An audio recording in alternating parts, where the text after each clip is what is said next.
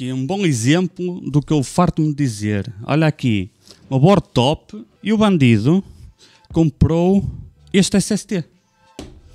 O T700. Este SSD é a primeira vez que eu pego nele. É um Gen 5 de 2 teras, T700, portanto isto ainda deve custar mais de 300 paus. E não dá. Não funciona. Funciona, ele vai funcionar. Mas há uma cena que eu alerto há muito tempo. Este SSD Gen 5 não vai funcionar em Gen 5. O processador é um i9 13900K.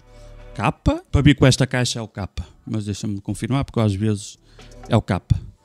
Que, by the way, a caixa do 13 é mais feia que a do 12. Isto não funciona porquê?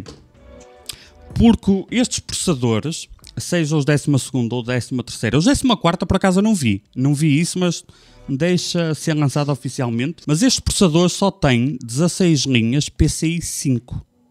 Não tem 16 linhas PCI 5 e depois o nome que a Intel dá é linhas secundárias, que tem mais 4 Gen 4, linhas PCI Gen 4. O que é que acontece? As linhas PCI, quer tu utilizes um dispositivo SSD ou gráfica Gen 5 ou Gen 4, tanto faz, são linhas físicas. Imagina mesmo fios, são uns fiinhos de cobre e tem 16 linhas, 16 fiinhos que funcionam até Gen 5. Quando tu metes uma placa gráfica normal, não é? Ela vai utilizar 16 linhas PCI que estão ligadas diretamente ao CPU. Quantas é que sobram dessas linhas que vão até Gen 5? Quantas é que sobram para ligar diretamente ao CPU? Nenhuma. Zero. O que é que a maior parte das boards Intel faz? Isto liga diretamente ao CPU e ocupa 16 linhas. E depois pode alguma outra PCI, seja uma PCI aqui em baixo, seja um NVMe, seja o que for, utilizar mais 4 linhas que sejam PCI 4. Algumas motherboards têm o NVMe compatível com Gen 5, mas o que é que acontece nesses casos? Como é Gen 5, vai partilhar linhas com a placa gráfica. E quando isso acontece, tu ligares qualquer NVMe, seja qual for, Gen 5, 4, 3, seja o que for, a gráfica trabalha a vezes 8. Isto é uma característica do processador Intel atual. Não é um defeito, não é uma vantagem, é uma característica, é uma limitação. Significa que este SSD tem que funcionar a Gen 4, mas foi pago como sendo Gen 5, não é? Alternativas. Comprar uma motherboard acima, que na altura a mais barata que, quando eu falei com ela, a mais barata que dava para comprar, acho que custava tipo 550 euros ou qualquer coisa. Só as boards muito top é que tem isso. Há uma que é MSI Ace, acho que é Ace, não tenho a certeza, mas há umas top MSI que o NVMe Gen 5 está cá em baixo, que é para quem faz a ligação às cegas, sem saber o que está a fazer, tipo de gesto docente, se ligar cá em cima, não tira desempenho à gráfica, porque as pessoas normalmente ligam em cima porque é plug and play, é tipo encaixar legos, não é? E assim pelo menos não perde desempenho na gráfica. Mas se quiseres mesmo o Gen 5, tens um slot cá em baixo.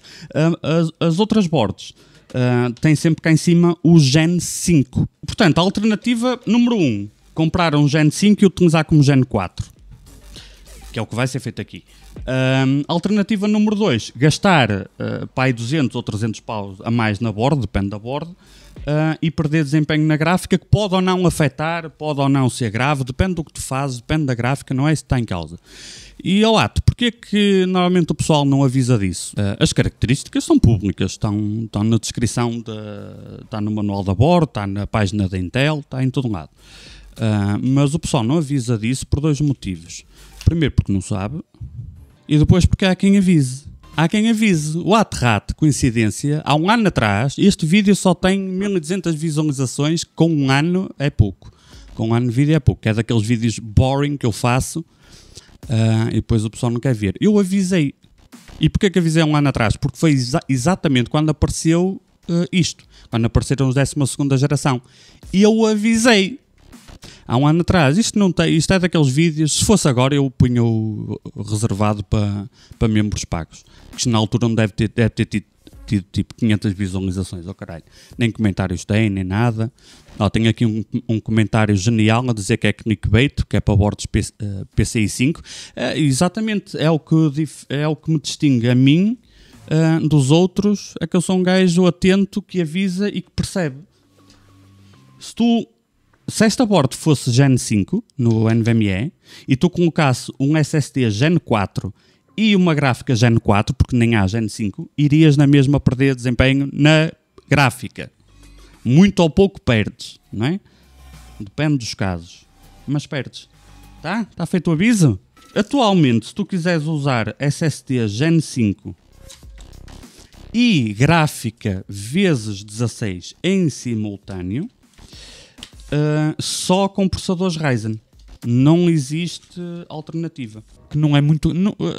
na prática a diferença costuma ser pouco. É fodido é quando tu pagas 200 ou 300 euros a mais na board, de propósito, e depois é que descobres, mas eu aqui... Eu paguei 200 euros para ganhar um bocadinho no SSD, mas não sabia que perdia um bocadinho na gráfica. É aí que as pessoas depois ficam, se eu sabia, para isso poupava 200 euros. Para isso eu perdia um bocadinho no SSD e ganhava um bocadinho... se é para perder aqui e perder ali um bocadinho, eu prefiro poupar 200 euros. É aí que às vezes as pessoas ficam de surpresa. Foda-se, é sério que eu paguei 200 euros e na prática vai dar o mesmo? Perco um bocadinho aqui para ganhar um bocadinho ali. Esta tem, a Carbon tem. É 500 paus e há 530. É isso. 530 era o preço sem desconto. É isto, é a partir de 500 paus. E vai ser o primeiro slot. A gráfica que é dummy proof, a gráfica a board que é dummy proof, eu acho que é esta, que é a única board que é dummy proof. Está aqui, é o M.24, tem Gen 5. M.24 está cá em baixo, é este. Este é Gen 5. Só que depois tem outro truque. E aqui não sei de cor como é que funciona nesta board. Há um truque que vai mais além. É que tem aqui... Portanto, o CPU só tem 16 linhas. E ela ainda tem uma PCI vezes 5. PCI 5 vezes 8. 8 e 8 dão 16. Como é que sobra para o SSD? Começam a desligar merdas. O M.24 vai ficar indisponível se utilizares esta PCI. Portanto, isto é PCI 2, que vai ser esta aqui. Se tu utilizares nesta board, é uma board que custou 800 paus e metade disto não funciona. Se tu utilizares esta PCI, uma placa de rede, captura, qualquer merda, uma placa de fritar batatas, qualquer merda que tu ligues aqui, corta linhas na primeira gráfica e desliga o SSD. Estão a perceber o labirinto que isto é? Se tu ligares aqui, seja o que for, e este SSD deixa de funcionar, e este de cima, esta PCI, passa para metade da velocidade. Portanto, se tu queres, tu compras esta board, custa 800 paus. 750, peço desculpa. 750, já é barata. Tu compras esta board, custa 750 paus. E não podes usar, para não perder desempenho na gráfica, nem este slot, nem esta PCI. Portanto, fica só com uma PCI, normal, aqui em baixo, que não sei se é vezes 4 ou vezes 1, mas ficas com uma PCI de expansão aqui em baixo, e 3 NVMe. Se tu só ficas com uma PCI extra e 3 NVMe, significa o quê? Que em termos de conectividade, esta motherboard é igual a esta. Aliás, é pior. Não, é pior porque esta pode usar 4 NVMe. Esta pode usar 4. Esta só pode usar 3. Esta, na prática, tem mais conectividade, a não ser que estejas disposto a cortar as linhas da gráfica. Atenção! Se queres usar uma 4090 para dar tudo o que tem, esta board dá-te mais conectividade do que esta.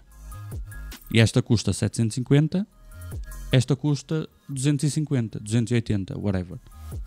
Porque aqui pode usar 4 NVMe, pode usar a PCI de baixo e pode usar esta. Não sei se algum NVMe desliga uma destas. Acho que desliga SATA. Desliga uma SATA. Ou seja, na prática o que é que tens com uma board destas? Thunderbolt e entrada DisplayPort. Tens do LAN, ok, mas tens Thunderbolt e entrada DisplayPort. Isso não me interessa para nada, então não preciso desta board. Mais vale usares a outra. Ah, mas essa é super potente para fazer overclock. Um limite não vai estar na board. Um limite vai estar na refrigeração. Esta board já aguenta o i9 com uma perna às costas. O limite vai estar na refrigeração. Esta board vai fazer mesmo o overclock que esta. Sem estarmos a falar de nitrogênio, ok?